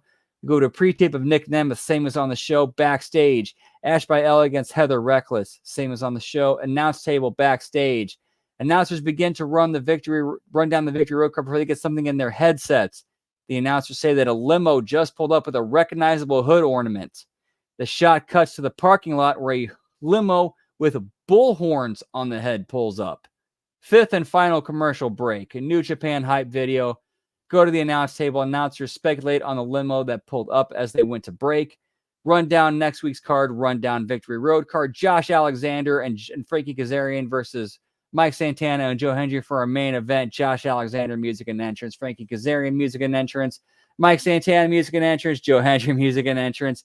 Heels go up after Josh Alexander low bills Joe Hendry because I feel like that would help build to what happened in their match at Victory Road. Alexander and Kazarian beat down Hendry and Santana. Hardys come out to even the odds. The System come out to attack Hardys, Hendry, and Santana. Nick Nemeth, music and entrance. Nick Nemeth out with a chair to help the baby faces. And then baby faces stand tall in the ring. And then JBL steps out on stage to close the show. So basically the insinuation was JBL brought Nick Nemeth to the show. Hey, you need a ride? Need a ride, kid? Okay. Well, I guess that's the road to Victory Road now.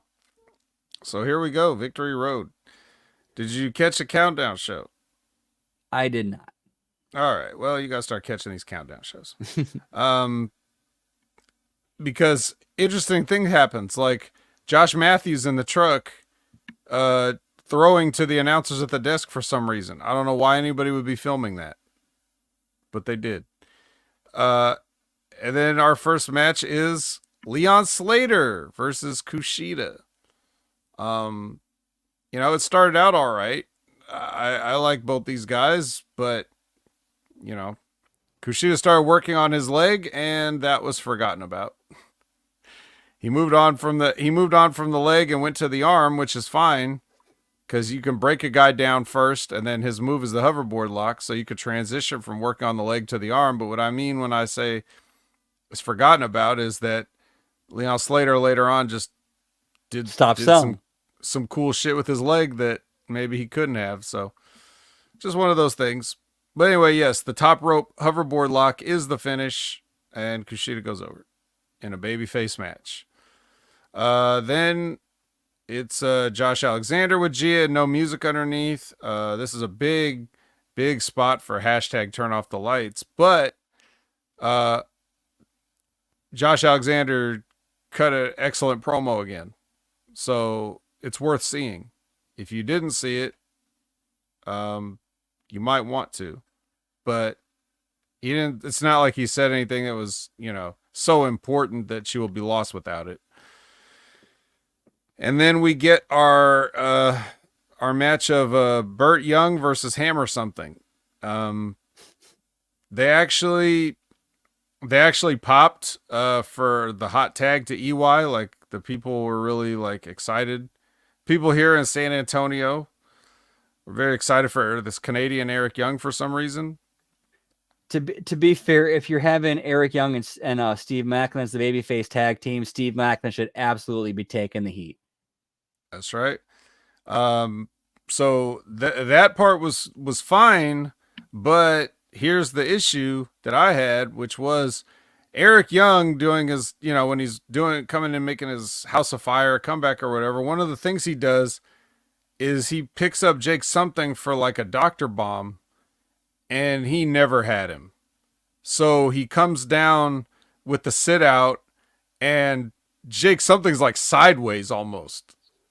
Like he takes I guess he was fine, but it's not about how it ended up. It's all about how it could have ended. And a guy like Eric Young should know better. Like if you don't have the guy, you can't just go through with the moves. Slow down, get the guy. This guy's way bigger than Eric. So you got to be extra careful doing this stuff. Right, like there, you can be able to adjust and move it into something else that's like, okay, it doesn't look as impressive, but you're not hurting the person, and you can work back to where you're trying to go to. Right. Well, the whole thing is, it was all about he went too fast. If he had just been taking his pace normally, he wouldn't have had this issue, I don't think. But these are things this is why I'm like. I said the gloves are off for Eric Young because I've seen him do too much bullshit lately, and I'm not going to give him that veteran credit anymore. I'm going to call him out instead. He could have hurt Jake. Even if it's Jake's fault for not getting up for the power bomb correctly, you still right. It's still yours. Like you still have that guy's body in your hands. It's your job to protect and make sure he's safe. Yeah. So. You also shouldn't be suggesting to do a power bomb on a guy that's that much bigger than you. No, absolutely not. That's really the worst part of all of it, because that's where it comes from. The idea that you should do that in the first place. The only way a power bomb from Eric Young giving Jake something a power bomb would be if Jake something's coming off for like a Hurricane Run or something, he just catches them and boom, that's it. Right. The classic Jake something Hurricane Rana that he always hits. That's what I mean. I could see Jake something hitting that or going for it. Well, he should be hitting it on a guy bigger than him. Now, should he be doing it? No. Well, it all doesn't matter anyway because he gets the Into the Void on Eric for the 1, 2, 3. So it ended up fine. The Jack guys win. There you go. And with the promo they cut later on in the pay-per-view, I see them appearing in NXT as a team. Hey, all right. All right, now we're here at Victory Road. This is where opening match. It is the Hardys versus Coach. Yeah, the Hardys just seem like they're a regular tag team now. It's just the Hardys again. Nothing Yeah, broken. I think I referred to them during the watch along as they're basically doing their greatest hits world tour. Yes, kind of. Um, but now with this new element of, oh my God, are they going to be able to pull it off? Um, so yeah, so they have this match. This was funny. I don't know if you noticed this. There's a spot where Matt did like a tilt-a-whirl something slam on KC Navarro, and I swear he almost like slammed him on the apron from inside the ring. Like he was so close to the ropes on that slam. I'm like, how did you even do that? But yeah, that must have been very painful for Mr. Navarro there. Um, I mean, the Swanton was probably painful too, because Jeff just doesn't give a shit. But yeah, I mean, it was a Well, fine little match, I guess, to open the show. Uh, After the two first matches, what did you think? it was alright. I mean, it was really on the line. The only thing that's really they're kind of doing too is like it looks like they're again seeing where the tag titles go. It looks like they're building towards Hardy's in the system for the belts. Okay. All right. Next is Mike Bailey versus Zachary Wentz for the X Division Championship in the contractually obligated rematch. Uh, it only took 2 minutes to get to the dive spot, which actually these days could be a long time. Um, so yeah, these guys did stuff to each other for a while, and then Mike Bailey hits that move that's called the Flamingo Driver, which I'm not even gonna try to explain it to you. Think Kenny Omega's one winged angel.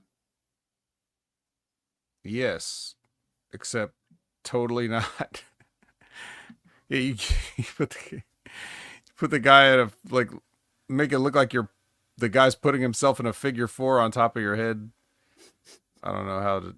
There's no. Yeah, you just have to see it. Yeah, what'd you think of this match? So at least it was the only match like this the entire night. I'll give it that. So that at least made it stand out and made it different. But yeah, complete like indie spot fest, no sell, get your shit in. The only time we're actually pinning each other is be like, okay, we kind of have to pin each other to kind of make it look like we're trying to win. But this is just us getting our shit in, and then one of us goes over. Yeah.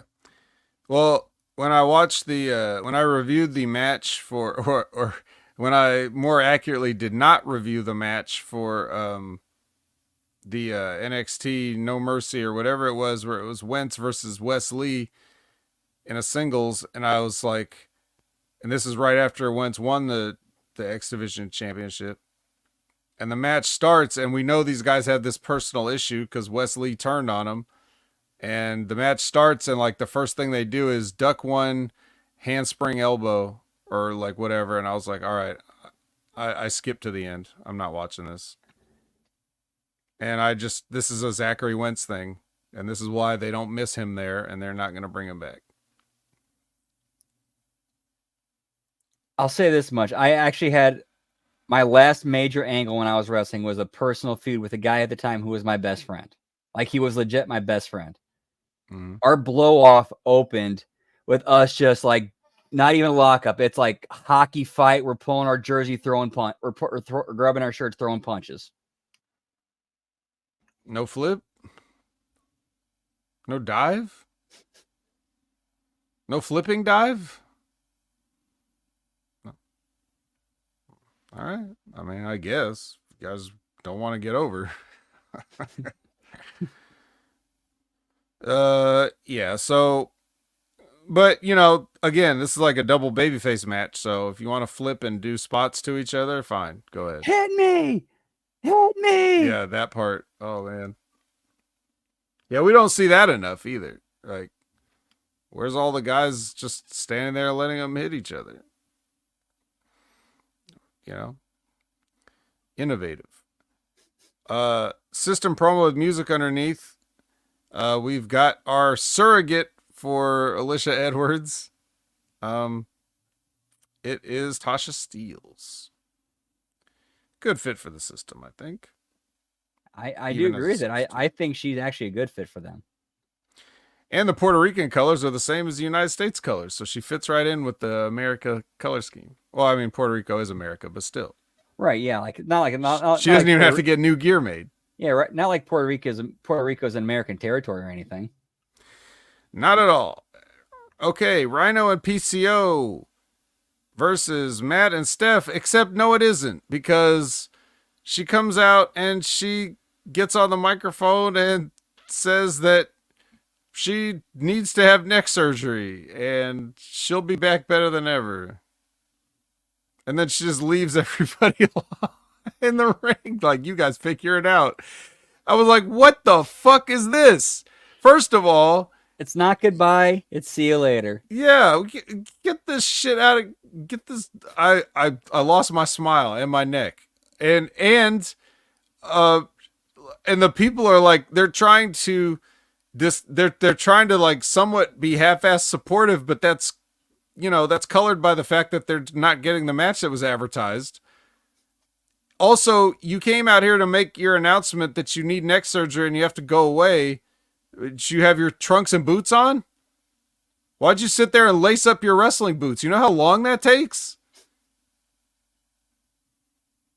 What? All right. Anyway, so just so somebody does something, Rhino's just left there like, hey, I'm just here, man. And then Matt Cardona hits him with radio silence. So there's a move. There's a move for you guys. And then PCO goes, roar. Yeah, they just walk off like, well, me and my wife are going to. Here's another thing. PCO is a fucking zombie. So why is it even if Steph refused to be like his partner and he was going to deport her back to Australia, so she's like, no, I'll do you one better. I'll deport myself. But even if Matt had the power to do that, why wouldn't PCO just go to Australia then? What's holding him here? All he does is get hurt here. Why didn't he just go to Australia? What's wrong with that? Well, the thing is too is aren't PCO and Steph like neither American citizens? So how does that help help her get a green card? Right. Well, it's not about green cards. This is about real, true love. It's love. Come on. Yeah, geez. Necrophiliac love. That's what it is. So we're banging zombies, pal.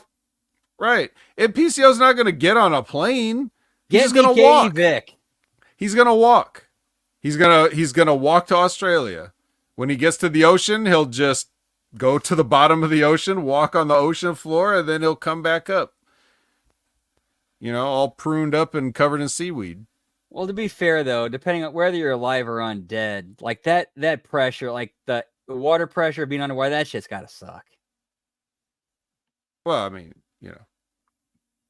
he can't be killed, so it may suck, but yeah, it'll be all right. So yeah, I mean, am I wrong? Is this the worst way you could have handled this? Yeah, it was a pretty shitty way. There's a lot of better ways they could have handled that. Like maybe make this a segment on Impact. Yeah.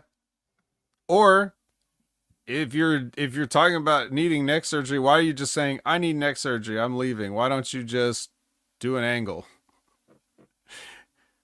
Why don't you have Matt Cardona pile driver for not cooperating?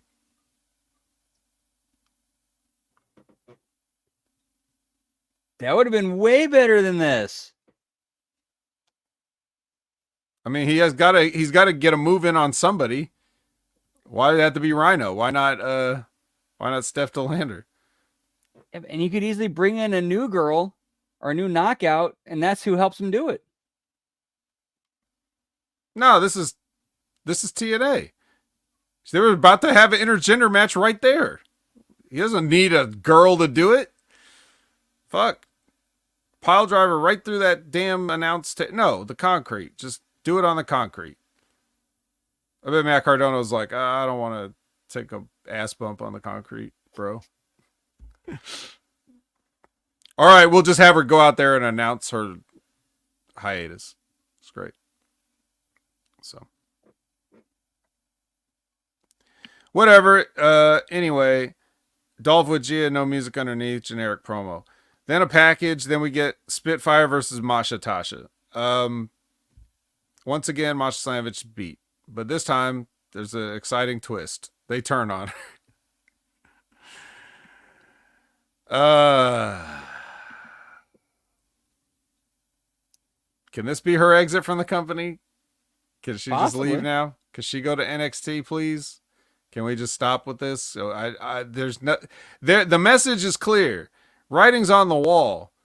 Okay, they have no value for the best women's wrestler they have. Ooh, this would be long term, but I think I might have something. All right, lay it on me. Jordan Grace starts getting a lot more wins in NXT. She gets cocky and turns heel. You start rebuilding Masha as a buzzsaw babyface. That was a match that kind of set Masha like where she's at now. She finally redeems herself and beats Jordan Grace. Except she's the babyface and Grace is the heel. I suppose it could work, but I don't know. Well, anything's better than this. That's all I know. So yeah.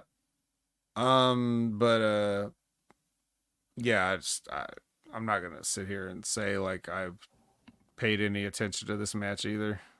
Sorry. I had some stuff going on. I can't be worried about a Spitfire match of all things. It was one. I thought it was one of the better matches of the night. I will say that. Was it? Okay, good. Nobody got knocked out or injured or anything? Nah, no stuff you gotta worry about. It's like, oh shit, are they really hurt for real? None of that. So at least we got that. They have to throw anybody over their shoulder and carry them to the back. Yeah, I know dive spots. Sometimes they go for a dive, and as they're about to go for a dive, they go, "Oh shit, no!" Okay, yeah. All right, just making sure that's pretty good, I guess. So now it's like, whoa, is Tasha in the system? Does she get to prove herself? I mean, at least they kind of have that loose thread where you, like something you want to something to follow up on at least. Mm-hmm. Loose thread like Steph Delander's neck. That's more like a single thread, possibly. All right, the Muscle guys make a statement like you were talking about relating to their match on the pre-show. Some statement. And then we got another package, and then it's Josh Alexander versus Joe Hendry. I've got notes on this in my mind. I didn't write them down, but I don't think I'm going to bother going over them. Not only because I don't want to go longer, but also because it's really just little, like, insider nuts and bolts stuff that it only does good to tell them. It's not going to be that entertaining for an audience. Stuff about psychology, stuff about placement. But the guys had a good match. You know, I won't say they won't. So I'll just leave it at that. The finish comes with a ball kick from Josh Alexander to Joe Hendry. However, Joe Hendry is wearing a cup with his own face on it, which he has a second match within the match, pulling it out of his trunks to show everybody. I guess that hog is just so big that it's really holding up him pulling out the cup. So the ladies definitely can believe in Joe Hendry. Yeah. So he does that, and then he ends up tapping out Josh to the ankle lock. So I got to give Josh all the credit in the world. He busted his ass and worked to make Joe Hendry look good and put him over. That's right. Any other observations or thoughts? I think, if I remember correctly, yeah, this is my favorite match of the night. You kind of see the difference between a guy. You could definitely, in this match, you can definitely tell the guys' inspirations each. Like when Joe Hendry says he's influenced by The Rock, you can really see that he's influenced by The Rock. It's not because he's like trying to copy The Rock. It's just like he just works a style of match that's like designed around certain big moves or things for getting pops or whatever, like The Rock does. It was like watching Rock and Chris Benoit. Yeah, it's like that, where he's like, you're leveling up because Josh Alexander's more of a no nonsense type of guy, but you could still definitely see that sort of like, at least I can and you can. So, but yeah, I mean, it was like you said, that there was a point to this match. There's a reason this match was taking place, and I think they accomplished that.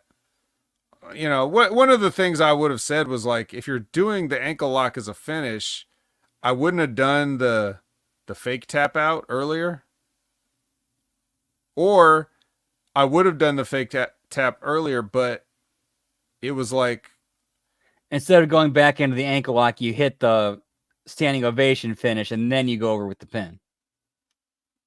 Yeah, well, the ankle lock is good because it's like an exclamation point. And Josh in the promo earlier said that he's gonna tap him out, and if he doesn't tap out, I'm gonna drop you on your head. So this was him saying like, yeah, I'm gonna tap you out. So I get that part in the statement, but like he did that thing where Josh tried to reverse and he rolled through and kept it and then put his knee on the back of his head, which looks great. But they did it twice. They did it twice. The first time when the ref is down and Josh taps, so Joe Hendry lets go, he had already done that reversal roll through thing. They should have saved that. If he's going to put him in the ankle lock, he should just tap out from there because he knows the referee's out. So he just taps out just to get Josh to let, or to get Joe to let go. And then that's like him preserving himself. And then he gets it. And then when he tries to reverse it at the end of the match, it looks like it's a false finish. And then Joe Hendry shows, nope, I'm even ready for this. The whole idea, the story they're telling is that he's a step ahead of everything. And here's something else I caught too during that match. When Joe Hendry let go of the hold, he turns around and sees the ref. He goes, oh, fuck. Like he recognizes that Josh Alexander got him.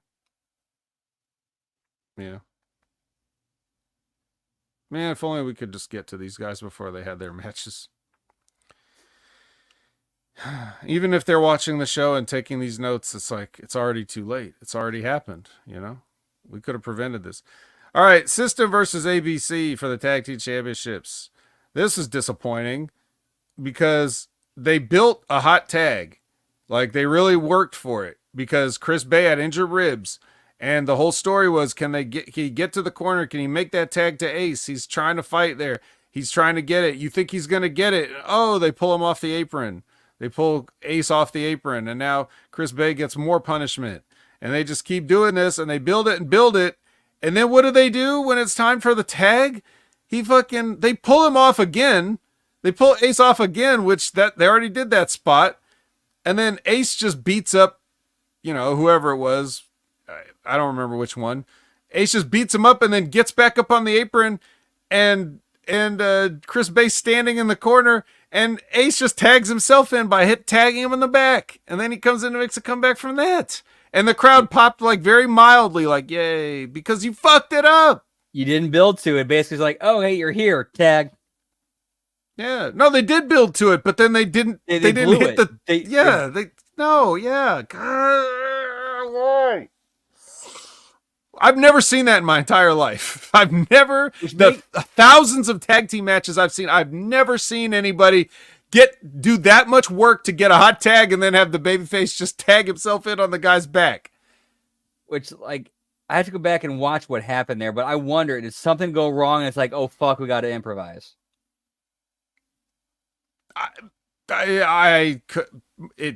Yes, maybe. Yes. Let's just say yes. Something happened. They improvised. No way they planned that.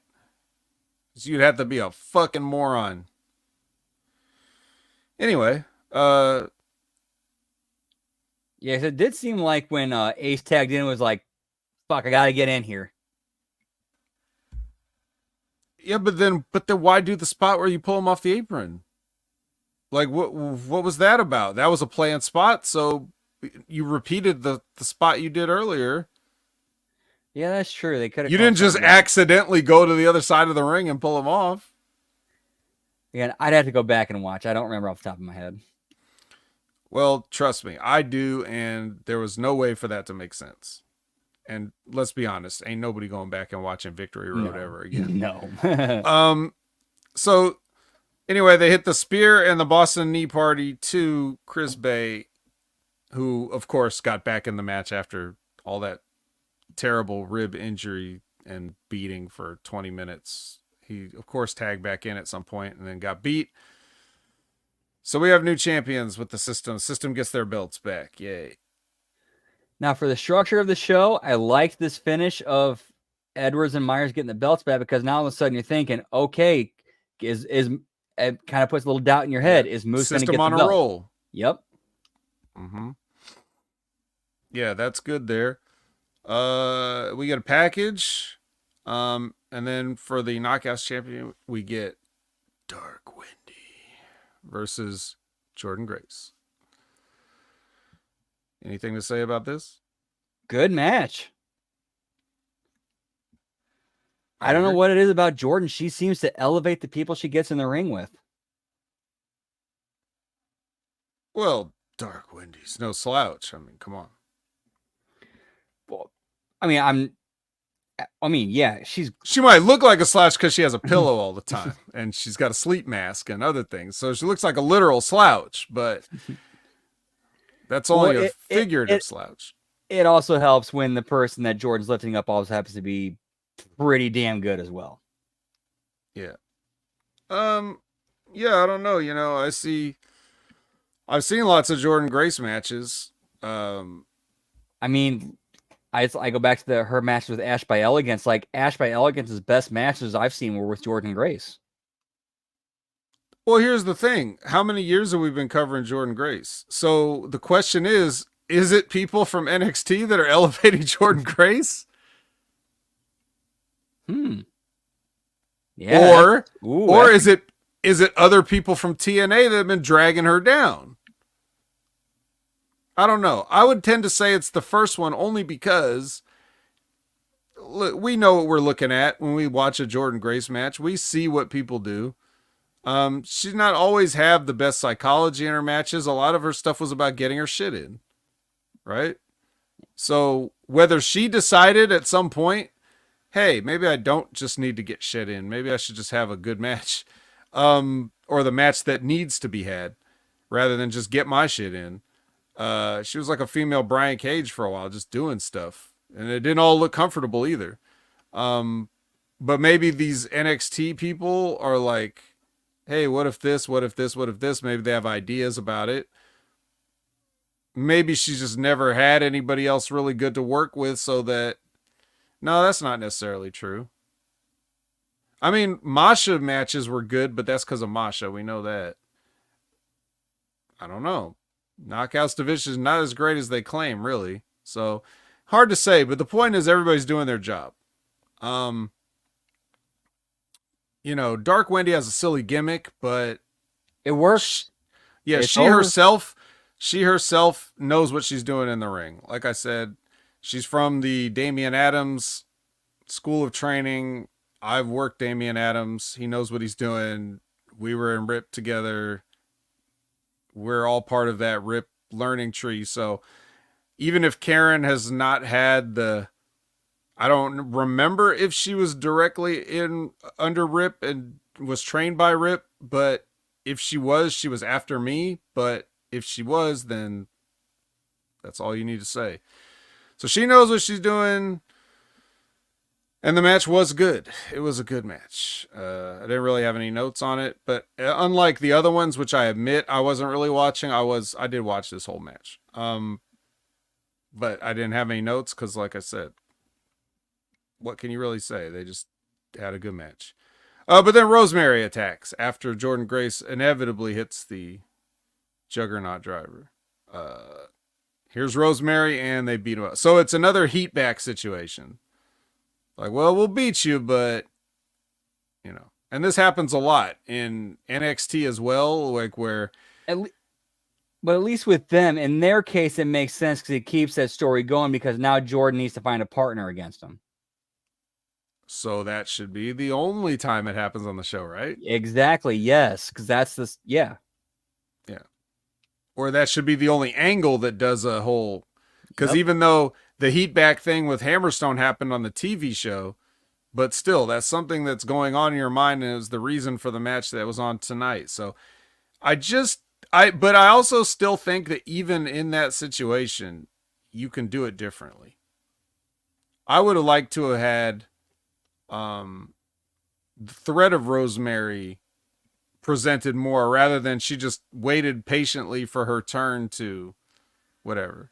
Or if she knew that the match was going to be over, like, ah, shit, Wendy's getting beat, then she interferes in a DQ or something. That way you could preserve a little Wendy. Even though, you know, if we're going to have, in my opinion, if we're going to have this crossover, I do think that TNA should get some clean wins. So anyway, it's just a brainstorming session to figure out exactly how you want to do that. This is just like the laziest way to do it. So, yeah. Okay. Now, next we get the Morella family reunion, which I admit I popped for this. I thought it was good. Yeah.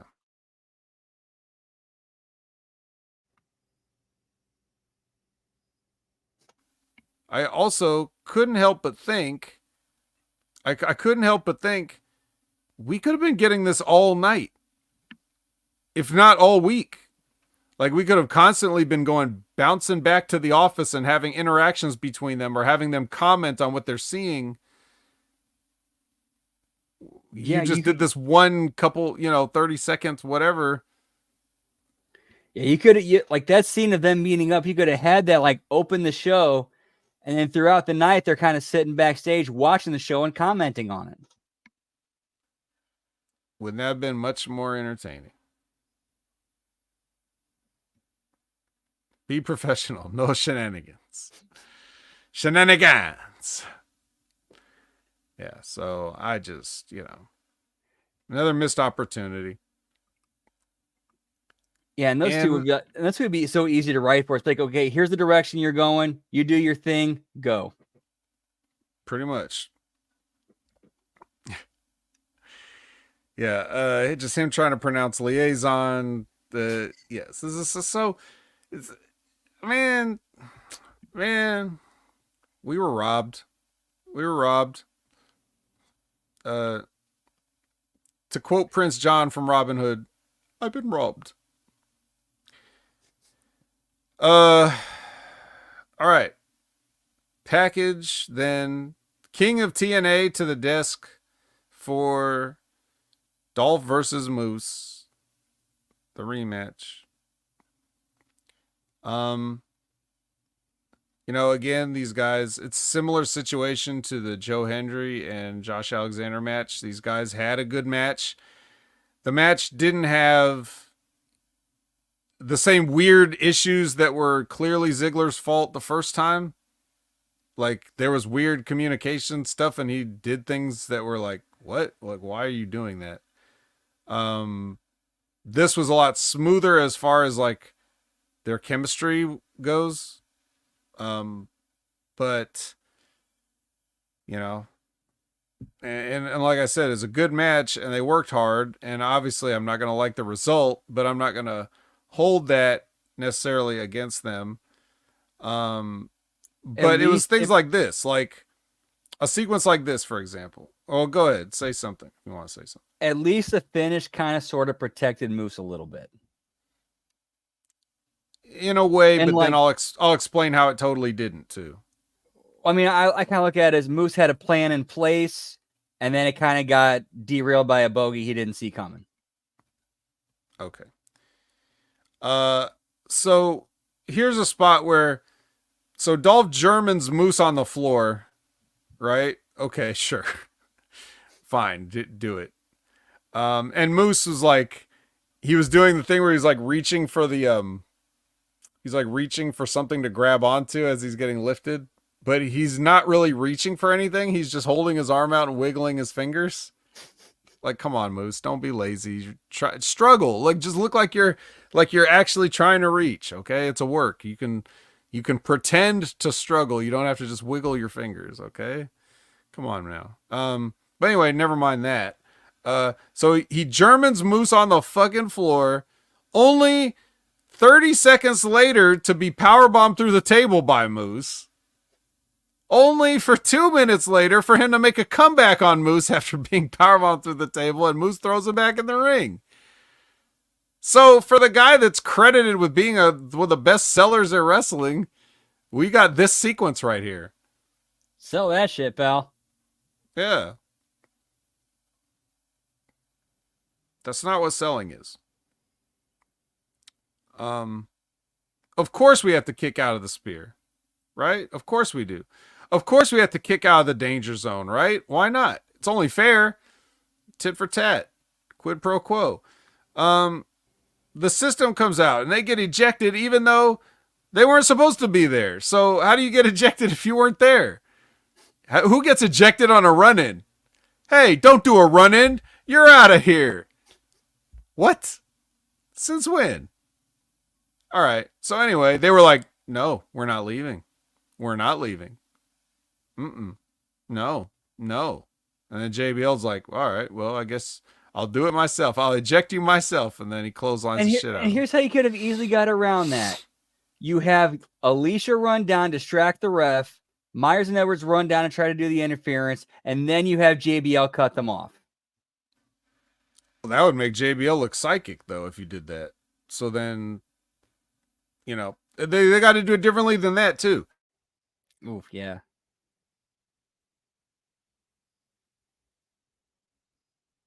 For this part, they came out, and then Santana and JDC fought off. So you also had that. Yeah, right about that. Yeah, and then, you know, of course we got to kick out of another spear, right? Like, we got to do that just to make sure okay, well, we were even before, but now definitely I'm ahead because I kicked out of 2 spears. And of course we got to beat Moose. So of course we do all this. Of course it's, you know, take the enjoyment out of it, you know, discredit all the hard work you did. Here's the thing.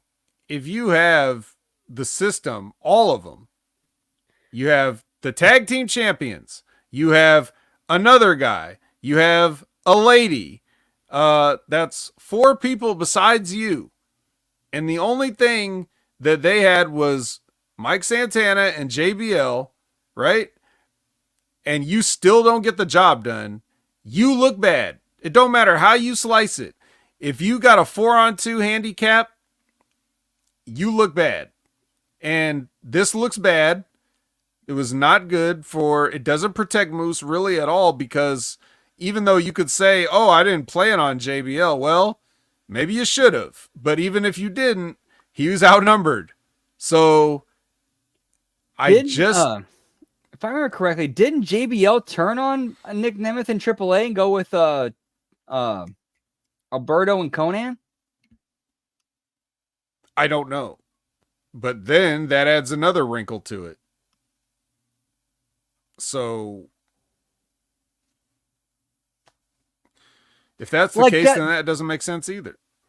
If that was the case, it would have made more sense for JBL to fuck over Nemeth, cost him the title, and he sides with the system. And basically, he's the connection between TNA and AAA. Well, that would have been better, especially if it gets the belt back on Moose. We got to get that belt back on Moose. That action figure is going to be released soon. We can't have it be outdated. So, yeah, I'm not a fan of the whole I have an entire army of people to help me win and I can't win. I hate that. I just say find another way to get them out of the picture. Labra says JBL's a youngster still trying to find his character. He's a tweener.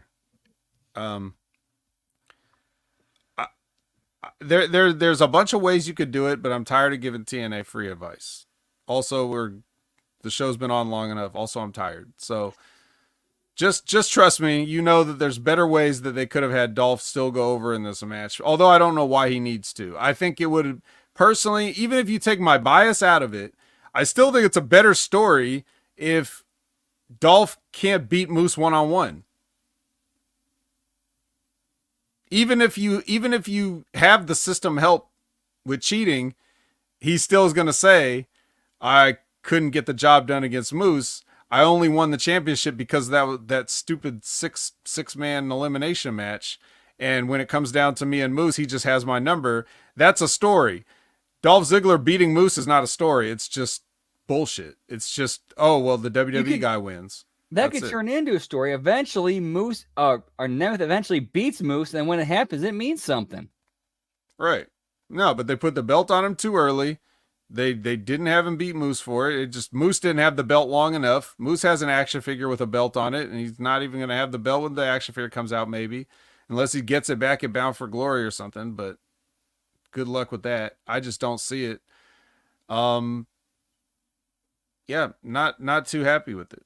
But to your point earlier, overall, I mean, Victory Road felt like a more watchable show, even despite all of their terrible booking, because they have a lot of terrible booking all the time, but also the shows are boring sometimes and they feel small time. Having a bigger crowd, even though it's only 2,000 people, but it's a 2,000 people in a 2,000 seat arena. It was a hot 2,000 people. Right. Texas. It's not like you in San Antonio is a good wrestling town. They don't get TNA all the time, so it's something new to them. You know, it ended up being a good Victory Road for them. So for as many things as for like the complete confounding head scratching stuff, like Steph DeLander just announcing, "I'm leaving, bye," and any of the other weird, the terrible hot tag thing, or whether it's from, mechanical things to production things to whatever, still somehow it felt like a positive, like a positive experience. So yeah, this is one metric I like to use whenever I'm watching a wrestling show. If I bought a ticket to watch this live, would I have been disappointed? Lately, a lot of the times, I'd have said no. Yeah. Well, I guess we can end on that. If you like to buy a ticket to see us, well, you don't have to. You don't have to buy a ticket. You can join us here, or you can sign up for Channel Attitude for less than any ticket is going to cost you. It's not even going to cost you $5. It's like $4.95. You're saving that extra nickel to put towards like a wrestling show ticket. So, in saying that, wherever you find us, for whatever price you find us, where can you find us outside of Channel Attitude? As for me, you can find me on Twitter, or as the kids call it these days, the X, at LG Brandon Whoop. I am also on Twitch. That we're still trying to figure out the kinks on that, trying to get that figured out. But it's twitch.tv just like JBL. Just like JBL. At twitch.tv/LG Brandon Whoop Whoop. I'm also on Substack at HMG Brandon. And of course, throughout the week, I'm doing watch alongs on the HMG YouTube channel.